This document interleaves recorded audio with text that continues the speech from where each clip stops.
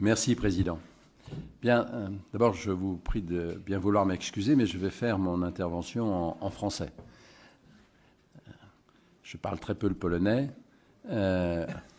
L'italien est un lointain souvenir. Et comme je suis marié avec une anglo-saxonne, je n'ose pas parler anglais tellement j'ai honte devant elle. Donc je vais obliger de parler en français. Ça tombe bien parce que je voudrais commencer mon intervention par la situation française depuis 2005, qui est, par rapport à notre sujet, tout à fait particulière. Que s'est-il passé en 2005 ? En 2005, les Français avaient à approuver par référendum le traité établissant une constitution pour l'Europe. Voilà quelque chose qui est au cœur de notre intervention de ce matin. Le peuple était consulté. Nous étions beaucoup à être, pour des raisons diverses, contre le traité établissant une constitution pour l'Europe, des politiques, des universitaires, des juristes, et nous avons fait la campagne pour le non. Et nous avons été écoutés puisque le peuple a voté non. Et pourtant, lui, le peuple a perdu puisqu'il n'a pas été entendu. En clair, après que le peuple français ait dit non, on a institué le soi-disant mini-traité, le traité de Lisbonne, qui est en réalité, chacun le sait bien ici, la reprise sous une forme allégée du traité Constitution. Donc le peuple n'a pas été entendu. Or pourtant, et c'est bien notre sujet, le peuple est au centre de la démocratie européenne. Quelles sont les grandes notions qui font appel à la démocratie, à la liberté et au peuple ? La démocratie d'abord, si on veut parler de la démocratie, puisque le sujet est de remettre la démocratie dans la construction européenne. La démocratie, c'est un peu le suffrage universel.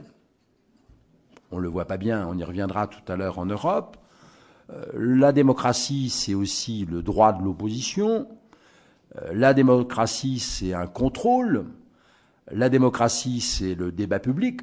En clair, il y a toute une série de principes qui permettent d'établir ce qu'est une démocratie. Et en Europe, ces principes sont bien définis, ne serait-ce que par la Cour européenne des droits de l'homme. D'ailleurs, quand on regarde les critères de la démocratie tels qu'ils sont définis par la Cour européenne des droits de l'homme, on s'aperçoit que l'Union européenne en remplit peu. En clair, on a deux cours qui sont, on le verra tout à l'heure, pleines de pouvoir, et celle de Luxembourg ne répond même pas aux principes essentiels démocratiques tels qu'ils sont fixés par la Cour de Strasbourg. Donc, la démocratie est vraiment la première chose qui doit être au cœur de notre réflexion. La deuxième chose qui doit être au cœur de notre réflexion, c'est la souveraineté. Si on veut résumer les principaux éléments de la souveraineté, qu'est-ce qu'on trouve ? La souveraineté, ça se définit par quoi ? Par la compétence de la compétence. C'est-à-dire qu'un État souverain détermine librement ses compétences. La souveraineté, en second lieu, c'est une indépendance politique. On choisit librement ses principales règles de gouvernement, ses principales règles d'intervention de la puissance publique. La souveraineté, c'est aussi une puissance légitime. Qu'est-ce que c'est qu'une puissance légitime ? C'est la possibilité de contraindre les citoyens à exécuter les lois de façon légitime, c'est-à-dire parce que l'État ou le pouvoir qui le fait a la reconnaissance, le soutien de sa population démocratiquement pour pouvoir le faire. Et puis surtout, la souveraineté, c'est la légitimité. Ça, on oublie trop souvent cette notion quand on parle de la souveraineté. La légitimité, ça veut dire que l'exercice du pouvoir est juste parce que le peuple l'a voulu. Il l'a voulu au départ en désignant ceux qui disposent du pouvoir de contrainte, ceux qui disposent de pouvoir légiférer, et le peuple contrôle régulièrement l'exercice de ce pouvoir. Et on sait qu'en France notamment, depuis la Révolution française, le pouvoir souverain légitime, c'est le peuple, précisément. Alors on peut effectivement gloser si c'est une souveraineté populaire, si c'est une souveraineté nationale. Bon, il y a des débats en France sur le sujet. On va prendre un terme anglo-saxon, on va prendre simplement le terme, puisqu'il y a beaucoup d'anglo-saxons ici, le terme de people, au sens de la première phrase de la déclaration de Philadelphie, We the people of the United States of America, le people. Comme ça, il n'y a pas de glose à avoir sur le point de savoir si c'est la nation ou si c'est le peuple. Bien. Au regard de ces grands principes de la démocratie et de la souveraineté, qu'est-ce que l'on constate dans la construction européenne? Eh bien, c'est que, d'un côté, les États cessent de plus en plus d'être démocratiques, alors que, de l'autre côté, l'Europe n'est pas devenue une démocratie de substitution. Premier point rapide, les États cessent démocratiques. Pourquoi? Parce que les États, aujourd'hui, exercent un pouvoir, exercent une puissance qui ne sont pas les leurs. Quand l'on voit dans les États membres de l'Union européenne les lois qui s'appliquent, les règlements qui s'appliquent, quand on voit la police, la gendarmerie, les juges appliquer du droit, ce n'est pas du droit de l'État, c'est du droit qui a été conçu ailleurs. Ce qui veut dire qu'il y a une espèce de glissement, ce n'est pas le peuple à qui ce droit s'applique, qui en est à l'origine, soit directement, soit par ses représentants, c'est un droit qui est décidé ailleurs. Dans d'autres instances, on y reviendra tout à l'heure. Et ce droit n'est pas contrôlé politiquement par le peuple qui l'exécute, n'est-ce pas? Inversement, l'Europe n'est pas devenue à la place un système démocratique. Elle est administrée par une administration. Georges Berthoud a écrit des lignes tout à fait intéressantes ces derniers temps sur le sujet. Elle est administrée, cette Europe, par une administration qui est totalement étrangère, sur laquelle ni les États membres, ni les populations n'ont le moindre contrôle. Toute l'administration privatif, nationale à Bruxelles, n'est contrôlée par personne dans les États membres. Personne ne la contrôle. Ce sont des gens qui s'auto-reproduisent, qui sont nommés selon des critères que l'on ne connaît pas, qui exercent un pouvoir très fort et qui ne sont pas contrôlés. C'est quand même quelque chose vis-à-vis de la théorie démocratique qui est tout à fait extraordinaire de voir une administration qui n'a de compte à rendre à personne et surtout aux citoyens à qui s'exerce le pouvoir. La principale source du droit en matière de droit de l'Union européenne, vous le savez aussi bien que moi, c'est pas tant les traités, c'est pas tant les institutions, même si vous, en tant que parlementaire européen, vous participez à ce qu'on appelle la codécision. L'origine, le plus grand pouvoir, il est détenu par la Cour de justice. C'est elle qui, depuis 1951 et surtout depuis 1957, a complètement construit le droit européen à partir de 1957, c'est-à-dire à partir de l'institution des 4 grandes libertés de circulation, et a progressivement, arrêt par arrêt, jurisprudence par jurisprudence, balayé, effacé des pans entiers du droit national. Qui contrôle, comme on disait à Rome, Président, qui garde les gardiens? Qui garde les gardiens? Qui garde les gardiens? Rien. Il n'y a pas d'opposition. Les commissaires européens qui ont un pouvoir d'initiative, par qui sont-ils contrôlés? Par personne. Qu'est-ce qu'un État peut faire contre un commissaire européen? Rien. Qu'est-ce que le peuple des États membres peut faire contre un commissaire européen? Rien. Et c'est d'autant plus fantastique que ces gens-là vivent sans opposition. Sans opposition. C'est en cela que ce n'est pas démocratique. Mieux même, pour être commissaire européen ou pour être juge à la Cour de justice, il faut nécessairement avoir sa carte du Parti européen. Je m'explique. C'est un peu comme dans l'ancienne Union soviétique. Pour être gouvernant, il fallait être membre du Parti communiste. Bien, c'est la même chose. Vous avez remarqué que dans les traités, pour être désigné commissaire européen, il faut avoir donné des gages de ses engagements européens. En clair, quelqu'un que j'aime beaucoup, qui est absent ce matin, que vous connaissez bien, qui est un de mes mentors, qui s'appelle Philippe de Villiers. Voilà. Philippe de Villiers est quelqu'un qui a fait l'école nationale d'administration, qui est quand même une école qui permet de connaître un certain nombre de choses pour gouverner. Il a été ministre. Il a été plusieurs fois député national, plusieurs fois député européen. Il a, entre guillemets, gouverné un département de façon talentueuse pendant des années. Est-ce qu'il a une chance d'être commissaire européen? Si tant est qu'il le voudrait d'ailleurs. Mais est-ce qu'il a une chance? Non. Aucune. Parce qu'il n'a pas donné des gages de ses engagements européens, en tout cas pas ceux qui conviennent. Voilà. C'est-à-dire, merci. Nous avons ce système tout à fait fascinant qu'il n'y a pas d'opposition. Il faut être toujours du même côté pour pouvoir gouverner. C'est la négation, n'est-ce pas, hein? C'est la négation de l'idée démocratique.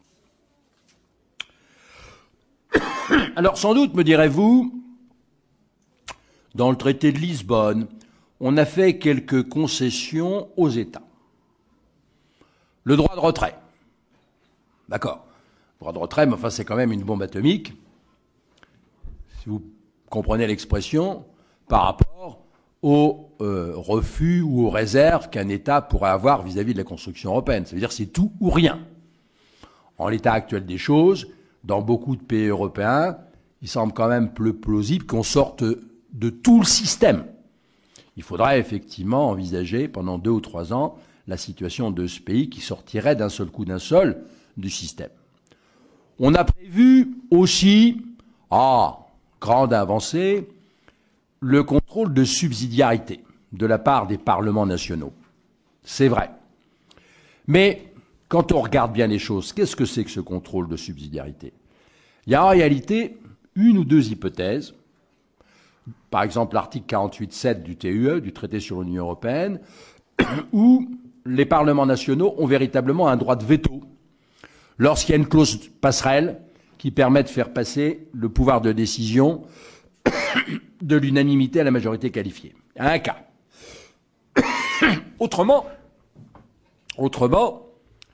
le contrôle de subsidiarité consiste simplement, pour les parlements nationaux, à se comporter comme des requérants ordinaires devant la Cour de justice.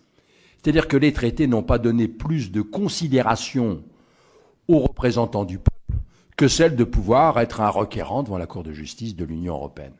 Pardonnez-moi, mais c'est quand même peu pour respecter la souveraineté nationale. Et puis vous avez quelques petites, j'allais dire bricoles, des gadgets, le médiateur européen, qui le connaît, le droit de pétition, qui l'a utilisé. Bref, il y a peu de choses. Sinon, rien du tout qui ait été redonné par le traité de Lisbonne sur ces sujets-là. On voit rien, en tout cas, qui est donné ou qui est redonné véritablement la liberté au peuple. Alors, face à ce constat, vous m'avez demandé d'essayer d'imaginer quelques pistes pour rendre l'Europe plus démocratique ou pour respecter davantage la souveraineté du peuple. 2 petites précautions quand même. Je ne suis pas, comme vous l'avez remarqué, un fanatique de la construction européenne, même si je suis pour une certaine construction européenne. Donc il faut quand même se méfier de ne pas faire le pont de la rivière Kwai. Vous connaissez tous ce merveilleux film où, pour montrer qu'ils étaient les meilleurs constructeurs de ponts, les prisonniers anglais avaient fait un magique pont, mais qui servait aux Japonais. Donc je ne voudrais pas faire un pont institutionnel magique pour les fédéralistes, pour tout vous dire. Donc il faut quand même prendre un certain nombre de précautions oratoires. Deuxième chose, on va raisonner à système institutionnel constant. On va dire que pour l'instant, faute de pouvoir les renverser, on va regarder les 4 grands piliers institutionnels qui existent aujourd'hui. Vous voyez, il n'y a rien de révolutionnaire pour l'instant. Le Conseil, la Commission, le Parlement européen et la Cour de justice. Alors, si on raisonne donc à institution constante, parce qu'on peut effectivement imaginer plein de choses, qu'est-ce qu'on peut faire? Il y a 2 pistes. La première piste, c'est que les peuples européens doivent être remis au centre du dispositif de la construction européenne.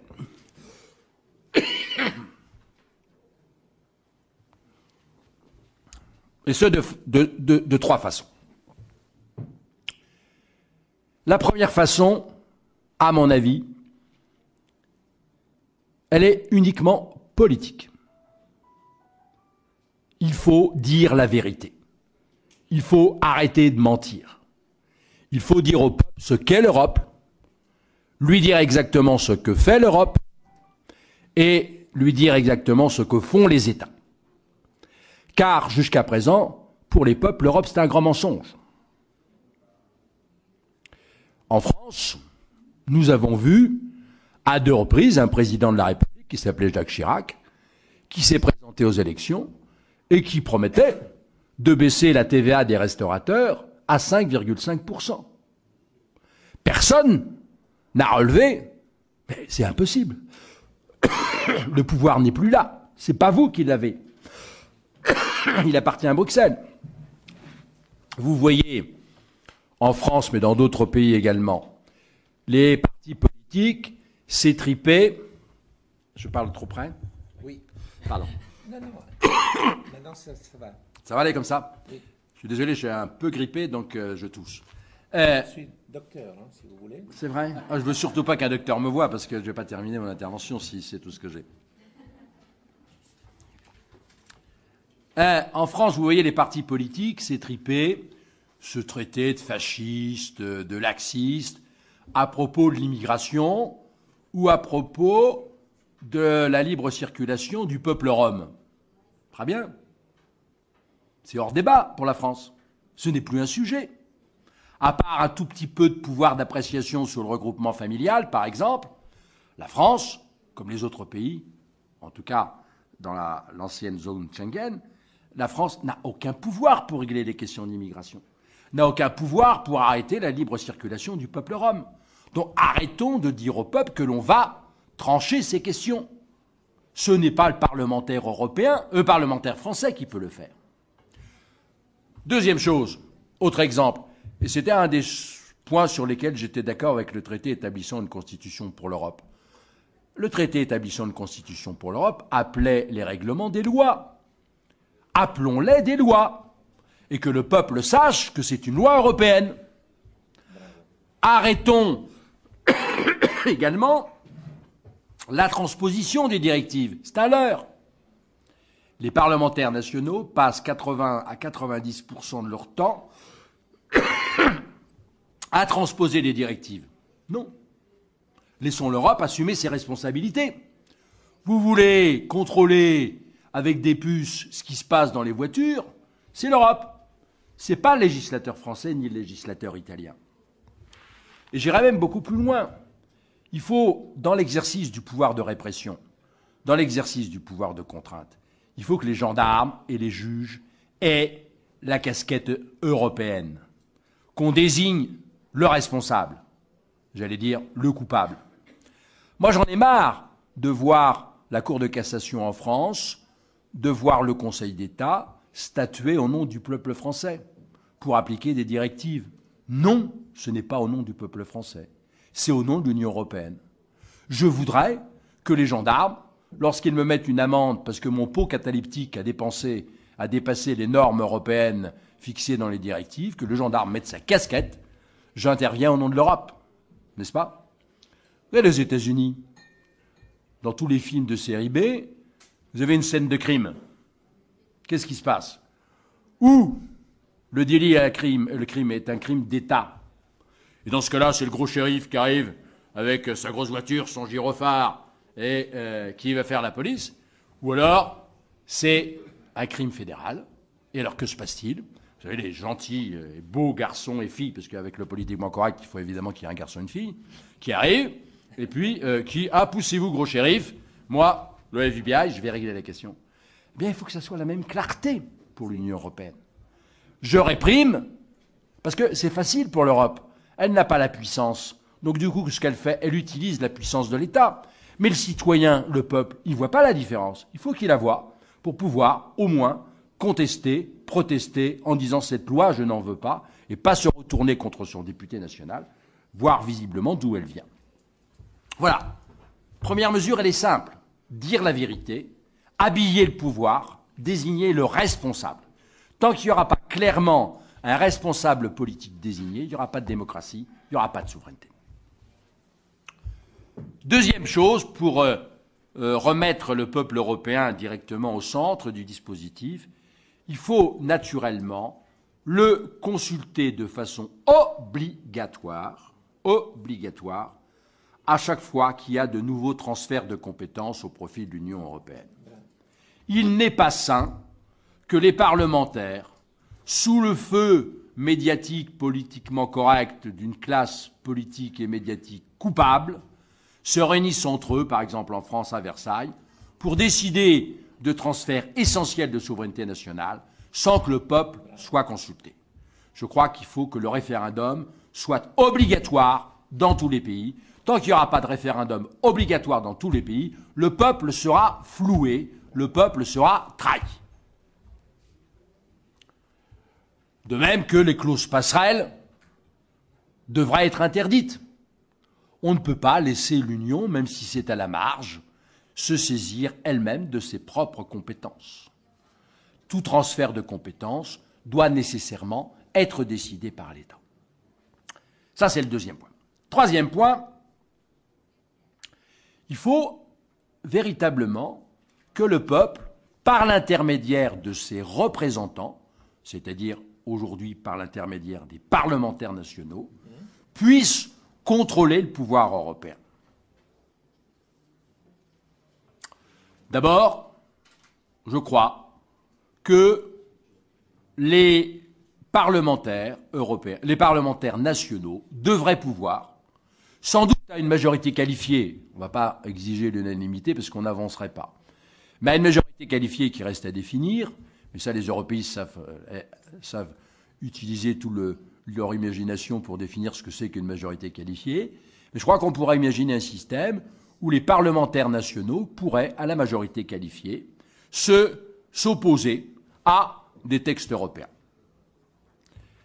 C'est-à-dire que moi, ce que je voudrais, c'est que les parlementaires nationaux, au lieu d'être des organes d'enregistrement, de simple transposition des textes européens, reprennent un pouvoir d'opposition. Et le pouvoir d'opposition, pour les règlements européens, pour les directives européennes, ce serait de pouvoir s'opposer à la majorité qualifiée des 28 États, qui restent à calculer, aux textes de directives et aux textes de règlements européens. Là, je crois que les représentants, au moins du peuple, pourraient avoir leur mot à l'exprimer. Évidemment, deuxième mesure essentielle, les fonctionnaires européens doivent être contrôlés. N'est-ce pas? Par les États membres. Ici, Georges Berthu a une très bonne idée que je reprends sans vergogne devant lui, j'assume ma responsabilité. Il dit très justement, il faudrait que les fonctionnaires européens soient des fonctionnaires nationaux détachés. Détachés. Chaque État détacherait un quota de fonctionnaires pour 5 ans, renouvelables, ce qui évidemment éviterait aux fonctionnaires européens d'être coupés de la réalité.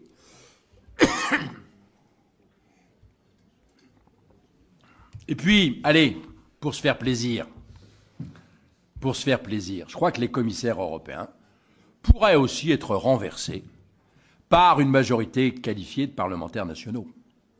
Ça serait pas mal. J'en connais un ou deux qui seraient un peu moins arrogants si effectivement une majorité qualifiée des parlementaires des 28 États pouvaient les renverser. Voilà, des mesures qui me permettent de vous proposer de replacer le peuple au centre du dispositif. C'était mon premier point. Deuxième point, il faut que les souverainetés nationales, et là c'est le prof de droit qui parle, il faut que les souverainetés nationales conservent la primauté, je dis bien la primauté, tant qu'un peuple européen, je pèse mes mots, tant qu'un peuple européen n'aura pas décidé expressément de constituer une nouvelle souveraineté européenne. Je m'explique. Aujourd'hui, nous assistons à un phénomène tout à fait curieux. À part le traité de Lisbonne, le principe de primauté du droit européen sur le droit national n'a jamais été inscrit dans un traité. Il était dans le traité établissant une constitution pour l'Europe, il a été rejeté. On nous l'a sorti par la bande avec une déclaration sur la jurisprudence de la Cour de justice, l'arrêt Costa contre Enel du 15 juillet 1964, qui a permis à la Cour de justice d'affirmer toute seule l'existence du principe de primauté. Bien. On ne peut pas accepter ça. La souveraineté, c'est nécessairement la primauté de son droit. On ne pourrait l'accepter que s'il y avait une souveraineté européenne, que s'il y avait un peuple européen. Pour l'instant, il n'y a pas de souveraineté européenne, il n'y a pas un peuple européen, il y a 28 peuples européens. Donc c'est absolument inacceptable de permettre l'existence du principe de primauté. Il faut donc renverser les choses et, en cas de conflit entre le droit européen et le droit constitutionnel national, rétablir la primauté du droit constitutionnel national. Pour un certain nombre de choses essentielles, c'est d'ailleurs ce que dit clairement la Cour de Karlsruhe ou la Cour suprême italienne. Mais ça, la Cour de justice de l'Union européenne ne veut pas l'entendre, et on a alors un système tout à fait schizophrénique. Quand vous êtes à Luxembourg, à la Cour de justice, on vous dit il y a un seul ordre juridique au sommet duquel il y a le droit de l'Union européenne, et quand vous allez dans le droit des États, les cours constitutionnelles, en tout cas les plus courageuses, allemandes, italiennes, tchèques, et un petit peu le Conseil constitutionnel français pour les règles et principes inhérents à l'identité constitutionnelle de la France, vous dites, ah ben non, il y a deux ordres juridiques. Comment voulez-vous que le peuple s'y retrouve quand d'un côté on lui dit il y a un ordre juridique et de l'autre il y a deux ordres juridiques? Qu'est-ce que vous voulez que j'explique à mes étudiants?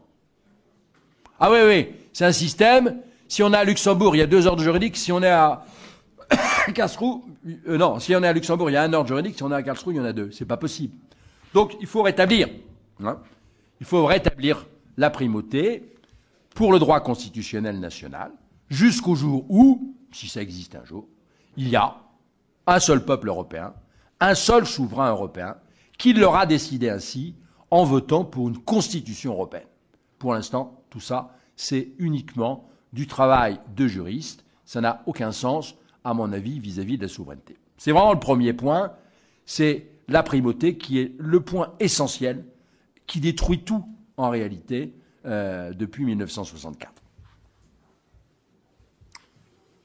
Le deuxième point, encore une fois, tant qu'il n'y a pas de souveraineté européenne, je crois qu'il faut définir un champ de compétences souveraines, nationales, intransférables. Un champ de compétences souveraines, nationales, intransférables. Il me semble que les États ne peuvent pas continuer sans arrêt à transférer leurs compétences essentielles sans être, à terme, condamnés à n'être que des souverains formels. Ils ont la souveraineté nominative, mais ils n'ont aucune souveraineté matérielle. Ils ne sont donc pas des États. C'est un théâtre d'ombre. Ils n'ont plus de pouvoir. Donc il faudrait définir, je pense, un champ de compétences intransférable. La défense, les affaires étrangères, désolé pour les europhiles, la monnaie, la fiscalité, un certain nombre, évidemment, de droits et libertés fondamentales qui sont propres à chaque État. En France, qu'on l'aime ou qu'on ne l'aime pas, pour ma part, j'aime pas la façon dont il est pratiqué, il y a un principe qui s'appelle le principe de laïcité. Voilà, il est propre à la France. Les anglo-saxons n'ont pas la même réaction vis-à-vis de la liberté d'opinion ou la liberté d'expression religieuse. Et alors, c'est français. Voilà. On n'a pas effacé l'identité de la France pour faire plaisir à la Cour de justice. En Allemagne, il y a des droits fondamentaux qui sont dans la loi fondamentale de 1949, Bundesverfassungsgericht, je ne parle pas polonais mais j'ai 2-3 souvenirs d'allemand, c'est propre à l'histoire allemande. Les droits fondamentaux de l'Allemagne ont un sens en 1949. Lorsqu'en 1949, on a décidé, par exemple, que les femmes ne porteraient pas les armes, c'est parce que les souvenirs de l'Allemagne étaient particuliers. Et on a voulu donner à ce pays une image pacifiste. Que se passe-t-il en janvier 2001 ? La Cour de justice est saisie par une certaine Tania Krall, qui dit « Ben voilà, moi je veux être parachutiste. » Ah bon ?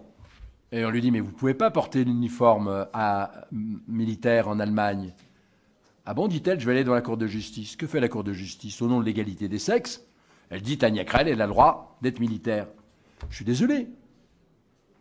L'Union européenne, à l'époque, n'avait absolument aucune compétence en matière de défense, matière quand même essentielle. C'est une protection constitutionnelle qui correspond à l'histoire particulière de l'Allemagne. C'est pas rien. Cour de justice fait prévaloir une directive de 1976 sur l'égalité des sexes, sur la Constitution allemande.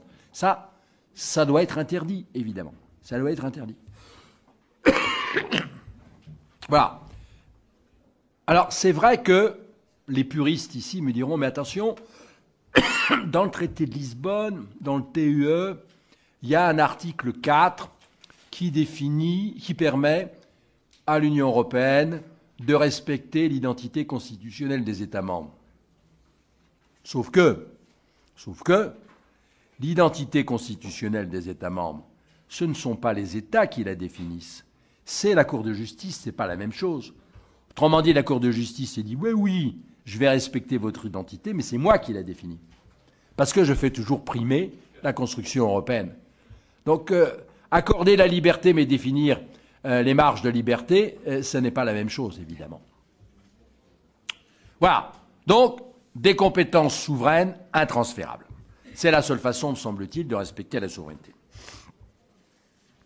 Et puis, je crois qu'il faut être clair aussi, c'est mon dernier point sur ma deuxième partie, et affirmer clairement qu'il n'y a pas, pour l'instant, d'État européen.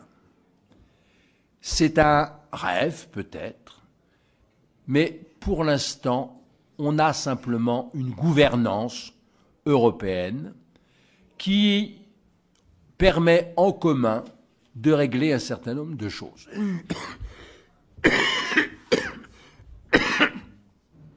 Ça veut dire qu'il n'y aura pas, et il faut le dire clairement, d'État européen tant qu'il n'y aura pas un peuple européen.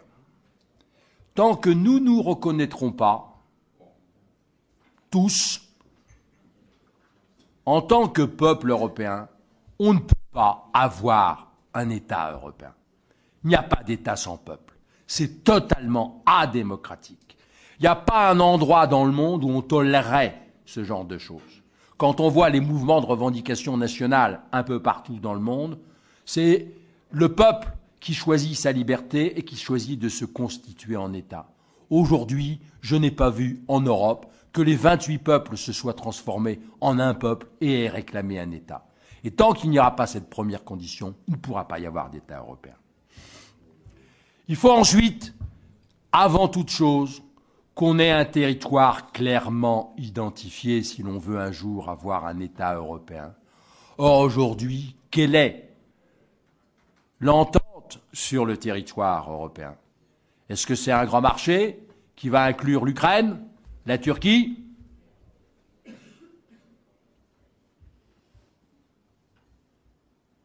Pourquoi pas le Liban, le Maroc? C'est quoi le territoire de l'Europe? Il n'y en a pas. Donc on ne peut pas non plus avoir un État s'il n'y a pas un territoire. Mais ça veut dire aussi, et là, il va falloir avouer les choses, que sur le territoire, on doit partager un minimum de valeurs communes. Est-ce qu'on peut véritablement faire partager à un seul peuple des éléments de civilisation aussi divers, disparates, que ce qui se passe dans l'Europe catholique, des origines judéo-chrétiennes, les origines musulmanes de la Turquie, les orthodoxes de l'Ukraine? Est-ce que tout ça peut constituer un peuple qui a envie de vivre ensemble? Tant qu'il n'y aura pas d'admission d'une volonté de vivre ensemble et de partager un destin commun sur des valeurs à peu près communes, il n'y aura pas d'État européen. Et on ne peut pas reculer indéfiniment le débat sur l'identité civilisationnelle de l'Europe. Tant qu'il n'y aura pas une acceptation par tous les peuples de droits fondamentaux communs sur une unité ou en tout cas une harmonie de civilisation, il n'y aura pas d'État européen.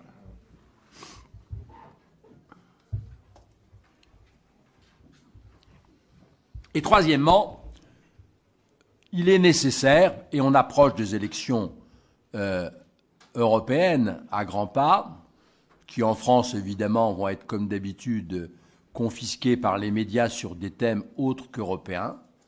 Si l'on veut que le Parlement européen soit véritablement un organe démocratique, il faut que vous, parlementaires européens, en tout cas je plaide pour la France, soient élus sur un programme européen. Qu'est-ce que je vais faire à l'Europe? En France, personne ne va vous dire ce qu'il va faire à l'Europe. Et la France va uniquement s'occuper du point de savoir si le Parti socialiste de M. Hollande va perdre les élections et de combien, si l'UMP va gagner, si c'est M. Fillon, M. Copé qui va être en tête, si le Front National va créer un séisme politique qui est devant tout le monde. Mais pour faire quelle directive? Pour faire quel règlement? Pour participer à quelle codécision avec le Conseil? Pour enclencher quelle initiative avec le Conseil pour réviser quel traité? Personne ne vous dira rien de tout cela. On va voter, enfin pas moi, mais la plupart des gens vont voter UMP, PS, Front National, extrême gauche, mais rien sur le débat européen. Rien sur le débat européen. Voilà. Donc, on est à la croisée des chemins. Je crois que si c'est quelques points de réforme qu'on peut améliorer, c'est des propositions, ne sont pas pris sérieusement en compte. On va transformer progressivement l'Union européenne en empire. C'est un empire. Barroso le dit d'ailleurs, hein. Barroso utilise expressément, vous l'avez entendu, le mot empire. Voilà. Et je me souviens d'ailleurs que quand le traité de Lisbonne avait été ratifié, il avait dit mais il faudrait peut-être qu'on en informe les peuples par courtoisie. Par courtoisie. Je ne sais pas comment vous traduisez ça en polonais, mais j'espère qu'il y a la bonne formule. Voilà, il faut informer les peuples par courtoisie. Ça n'est pas possible. On est en train de transformer l'Europe en empire. Et mon sentiment, c'est que on abandonne effectivement la souveraineté parce qu'on repart avant 1648, là où est apparue la théorie de la souveraineté avec les traités de Westphalie. Et on est en train de reconstituer une espèce d'empire moyenâgeux, une gouvernance, où il y aurait d'un côté le Saint-Empire romain germanique, bras séculier, qui serait Bruxelles, et puis la papauté, qui serait la Cour européenne des droits de l'homme. Si c'est ça, effectivement, c'est l'abandon total de la souveraineté. Merci de votre attention.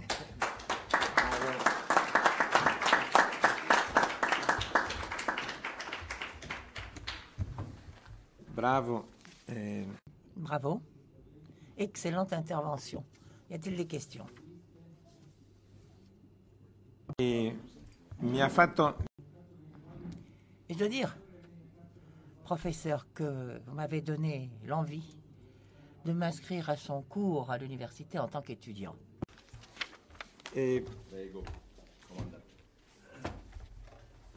Ci sono primo ha chiesto di intervenire. C'est Roger Ham qui a d'abord demandé à intervenir, ensuite Speroni, et enfin McGallan. Non, alors il faut mettre le... parce que ils vont arriver des questions en anglais, en italien, et voilà, en italien. Franco-polonais. C'est la tour de la Belle. C'est la tour de la Belle. C'est la tour de la Belle, c'est pour ça il faut mettre... Allora, primo Roger Helman. Roger Ham, pour commencer. Thank you. Merci, Monsieur le Président. Merci, Monsieur le Professeur Peschel. Bon, moi, je ne parlerai pas italien.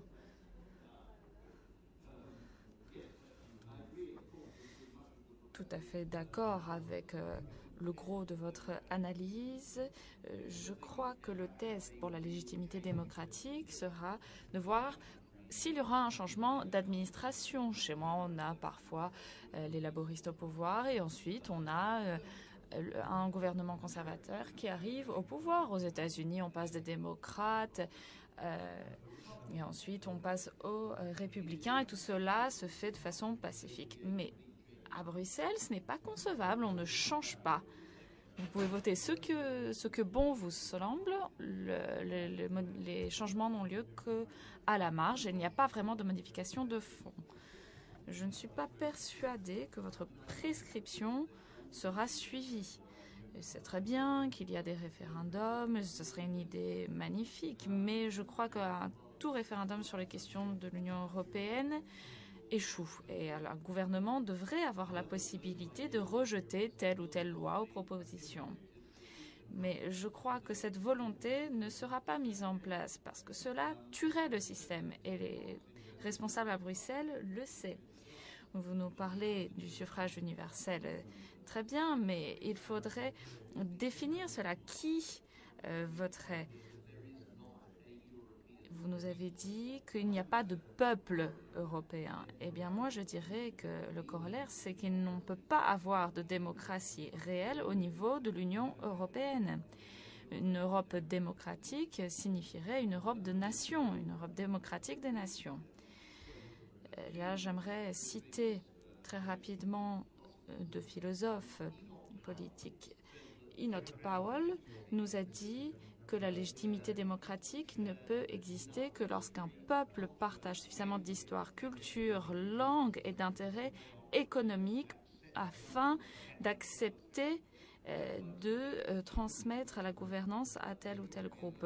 Cela ne peut pas fonctionner au niveau européen. Ensuite, John Stuart Mill, 100 ans avant la création de l'Union européenne, nous a dit que lorsque les peuples ne ressentent pas de fraternité et qu'ils ne parlent pas les mêmes langues, eh bien, l'opinion publique commune pour créer un gouvernement représentatif ne peut pas exister. Et cela me semble tout à fait clair. C'est toujours d'actualité. Cela décrit parfaitement l'Europe. Et voilà pourquoi nous ne pouvons pas avoir une Europe démocratique. Ce n'est pas parce que nous aurons un président élu, que nous élirons un Parlement européen, que nous gagnerons en légitimité. Ce n'est pas possible. Molte grazie. Merci beaucoup, Roger. Monsieur le professeur, j'aimerais intervenir brièvement. Immédiatement? Oui, je peux répondre immédiatement. Je crois qu'effectivement, nous ne sommes pas en désaccord, sauf que vous estimez que les choses ne sont pas possibles. Mon travail, c'était d'essayer d'esquisser des pistes de réflexion pour voir comment l'Europe pourrait être démocratique, je ne suis pas certain, je vous le concède bien volontiers, que ces propositions puissent être mises en œuvre. Simplement, mon propos était, la question qui m'était posée, c'était comment rendre l'Europe plus démocratique. Si j'étais parti de votre analyse en disant c'est pas possible, mon intervention aurait fait 2 minutes et vous auriez gagné toute la matinée. Donc l'idée, c'est de voir comment, dans l'idéal, elle pourrait l'être. Est-ce que les européistes, est-ce que les fédéralistes vont céder? Non. Je crois sincèrement que si on veut imposer les quelques principes que j'ai proposés, cela se fera au terme d'un conflit politique dur. Il ne sera pas forcément guerrier. Je ne pense pas qu'on prenne les armes les uns contre les autres et qu'on pende les commissaires, et que le peuple pende les commissaires européens. Quoique un ou deux au poteau, ça me ferait pas de mal. Mais on n'en est pas là. Donc, si vous voulez, les propositions que je formule, ce sont des propositions entre guillemets révolutionnaires qui ne pourront être imposées que par une force politique dure. La force politique, ce sera le rejet massif, à un moment ou à un autre, de l'idée européenne par une série de peuples européens, je crois. Mais dans l'absolu, tout pendant que les choses restent huilées, etc., il ne se passera rien. La construction européenne s'arrêtera malheureusement, parce que ce n'est pas une mauvaise idée en soi, si on reprend complètement les éléments de définition, la construction européenne s'arrêtera grâce au peuple, et la démocratie aura raison, parce qu'effectivement, c'est le peuple qui l'arrêtera. Mais vous avez complètement raison, on n'est pas en désaccord. Le professeur Gouin, qui est mon complice en principe. Mais, non, attendez, on a des règles. Bien sûr. Établies par l'Europe. Non. Il y a des questions pour vous, monsieur le professeur. Avec plaisir. Oui, alors vous allez répondre et évidemment, si quelqu'un d'autre veut intervenir, ce sera le bienvenu. Alors, on a au moins 3 des intervenants qui veulent poser des questions. Posso chiedere una cosa io? Pourrais-je vous demander quelque chose? Nous sommes d'accord. Enfin, je vous donne mon point de vue. Dans la situation actuelle, on constate que nous sommes arrivés en fait au résultat du fait que la grande majorité des citoyens des 28 pays est parfaitement ignorant de ce qui se passait dans son dos. Et avec la complicité ou le manque de zèle des parlements nationaux et des gouvernements aussi qui participent, on a assisté à différentes cessions de souveraineté, des traités négociés entre les pays sans que la population soit au courant de quoi que ce soit. En tout cas, moi, c'est comme ça que j'ai vu la réalité. Lorsque vous nous dites que nous sommes, nous citoyens, victimes d'un pouvoir qui s'est établi ailleurs, en Europe donc, et que ce pouvoir a préséance sur les normes nationales et que l'on nous impose par le biais de règlements et de directives une volonté qui vient de Bruxelles, vous avez dit quelque chose qui est tout à fait vrai. Nous pouvons être parfaitement d'accord là-dessus.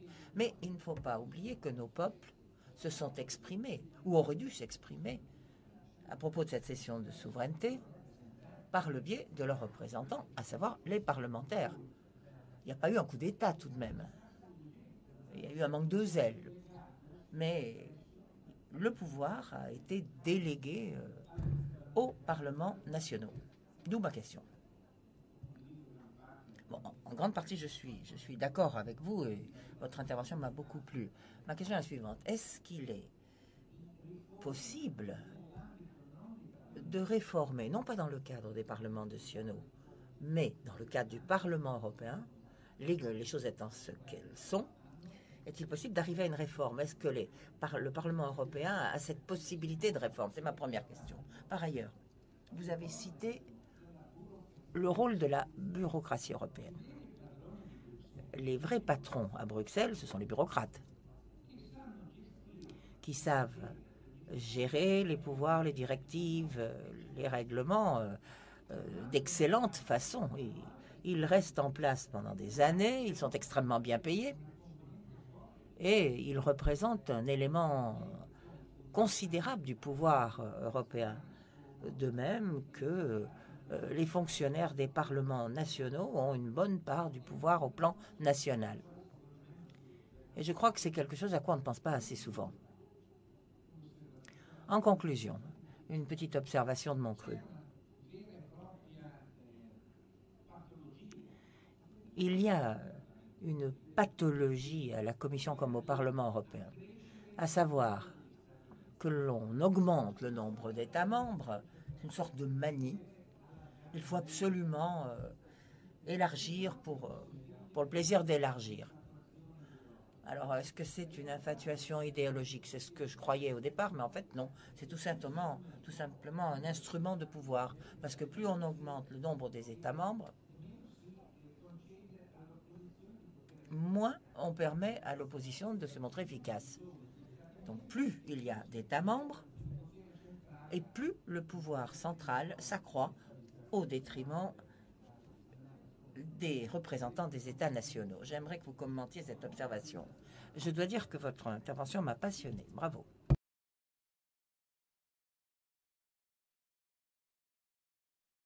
Micro, s'il vous plaît. 3 points donc. Premier point, que peuvent faire les parlementaires européens pour changer le système?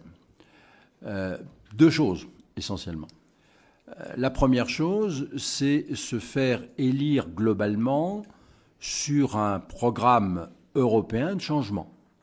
C'est-à-dire que si vous voulez changer l'Europe, il ne faut pas dire je suis en France pour la droite contre M. Hollande et on va donner une volée aux élections européennes au Parti socialiste. Il faut dire, voilà, si vous m'élisez, on va changer l'Europe.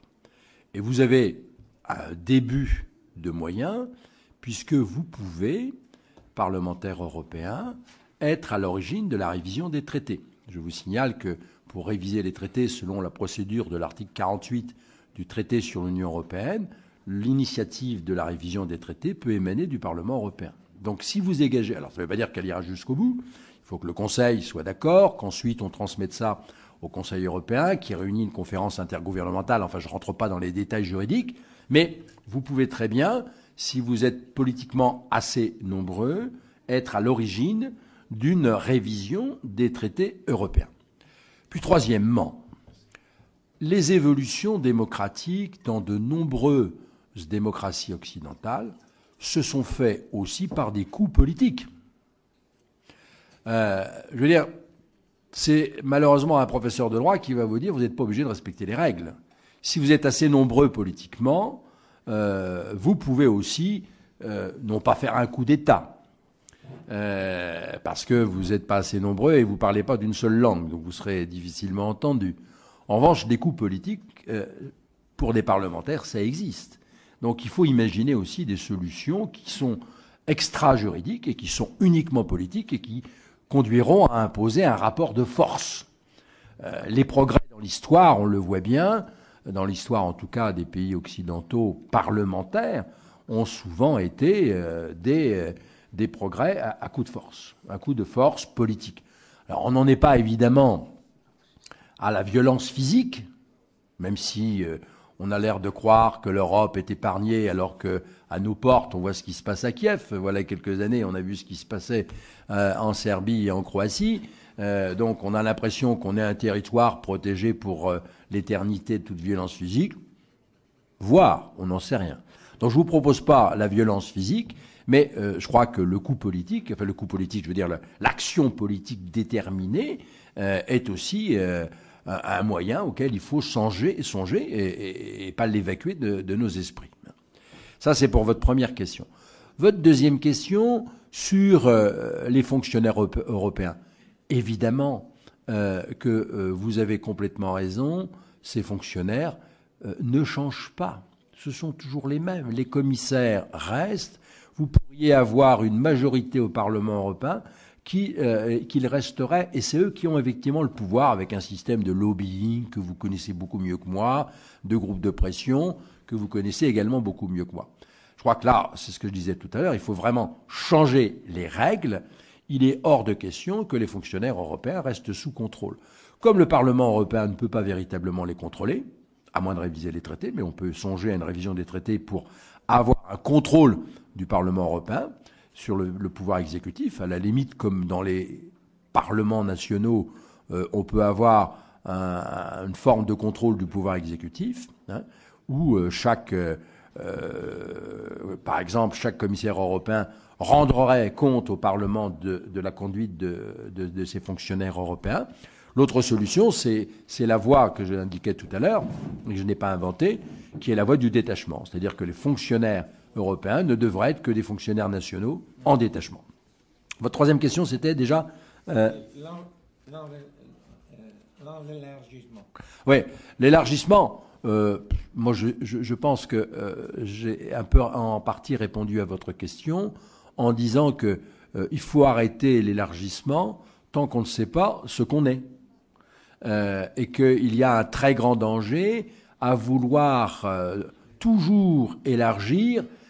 C'est pratique, évidemment, pour les institutions européennes, parce que ça permet de multiplier les langues dans lesquelles on ne se comprend pas. Ça permet d'avoir un territoire, affaiblir l'opposition. Ça permet aussi d'affaiblir le phénomène démocratique. Enfin, tout respect gardé pour Malte, vous avez un député maltais qui représente 80 000 personnes, un député allemand, il en représente 850 000. Il y a quand même un problème. Il y a quand même un problème. Donc l'élargissement, ça permet finalement de diviser pour régner. Donc je crois qu'il va falloir peut-être d'abord arrêter d'élargir, et surtout, on ne peut rester ensemble que si on sait pourquoi on est ensemble, ce qui nous rassemble. Donc il faut vraiment qu'on dégage une identité. Ce sera déjà dur de travailler ensemble alors qu'on ne se comprend pas, parce qu'on ne parle pas la même langue. Ça sera de plus en plus dur si on élargit encore une fois aux Ukrainiens, aux Turcs, etc. Voilà. Merci. Francesco Speroni. Grazie. Francesco Speroni. Merci. Monsieur le Président, je veux dire que j'ai été frappé par cette intervention. Bon, je rapproche mon micro parce qu'on m'entend très mal. Donc, j'ai été frappé par cette intervention, ne serait-ce que parce que le sujet m'intéresse particulièrement. J'ai participé à la convention, donc ce sont là des sujets que j'ai déjà eu l'occasion d'aborder. Et je vous donne raison sur de nombreux points, monsieur le professeur. Pour la subsidiarité, la seule possibilité pour les parlementaires nationaux, c'est de contester ce principe. Mais il suffit de voir ce qui s'est passé dans le cas du procureur européen. Eh bien, ça a complètement échoué. Le même texte a été représenté sans même changer une virgule. Idem pour les traités, d'ailleurs. Mais cela pose un problème politique. Que ce soit le Parlement européen, que ce soit les gouvernements nationaux, ils approuvent ces propositions de la Commission. Donc la Commission a cet immense pouvoir d'initiative. Mais ensuite, si elle n'a pas le soutien des parlements, du Parlement européen qui a été élu démocratiquement, et des gouvernements qui, dans certains cas, doivent même voter à l'unanimité, la Commission ne peut rien faire. Donc, en dernier recours, ce sont les États nationaux qui devraient avoir ce pouvoir, qui l'ont, mais qui ne l'utilisent pas, même si les traités le leur donnent. D'ailleurs, notre collègue Provera l'a dit, ces pouvoirs émanent des parlements nationaux. Il n'y a pas eu de coup d'État. Personne n'a tiré sur personne. Nous avons déjà assisté à des cessions de pouvoir. Lorsque l'on rentre à l'OTAN, automatiquement, on renonce à certaines choses. On accepte, par exemple, qu'un militaire de l'OTAN qui, dans l'exercice de ses fonctions, viole les lois nationales, ne soit pas poursuivi par la magistrature du pays où a été commis le délit, mais par la magistrature du siège de l'armée de l'OTAN en question. Donc, en fait, en droit, ça n'est rien d'exceptionnel. C'est normal que l'État cède une partie de sa souveraineté.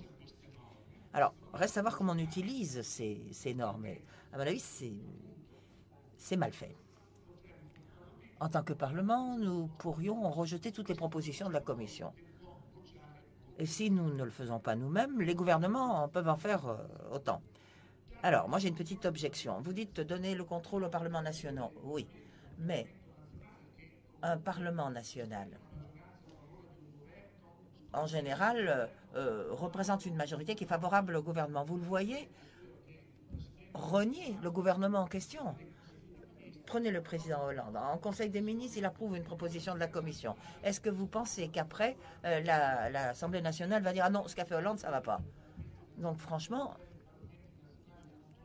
on ne peut pas dire que le contrôle doit passer des gouvernements aux parlements nationaux. En fait, le contrôle des parlements nationaux existe déjà. Et puis il y a autre chose. Vous dites qu'il faut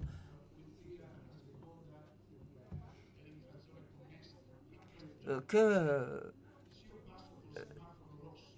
la police doit agir en fonction du délit. Alors moi, si je ne respecte pas un feu rouge, c'est la gendarmerie nationale qui va m'arrêter, parce que ça relève de la législation nationale. Mais en fait, la police municipale peut le faire aussi. Le policier de police municipale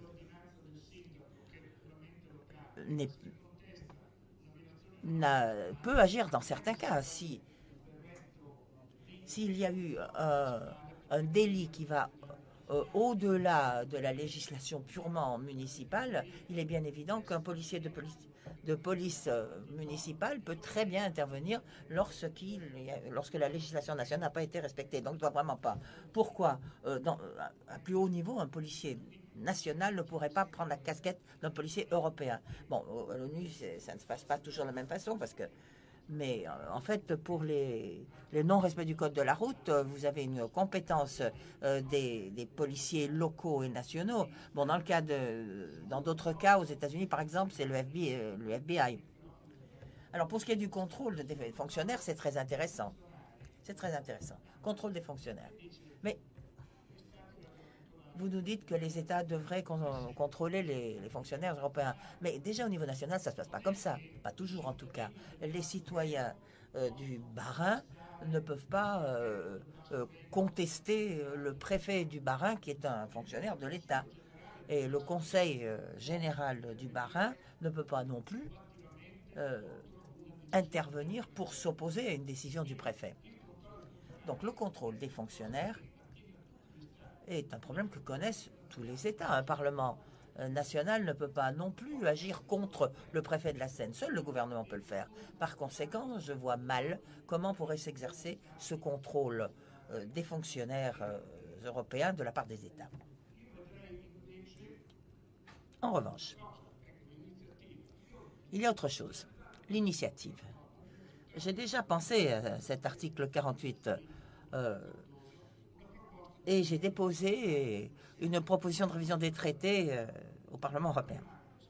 Ce qui manque, à mon avis, et là j'aimerais bien que vous me donniez votre avis, c'est la possibilité de modifier une norme européenne, parce qu'au niveau national, s'il y a une norme qui apparemment est erronée, le Parlement peut proposer la modification, voire l'abrogation de la loi en question.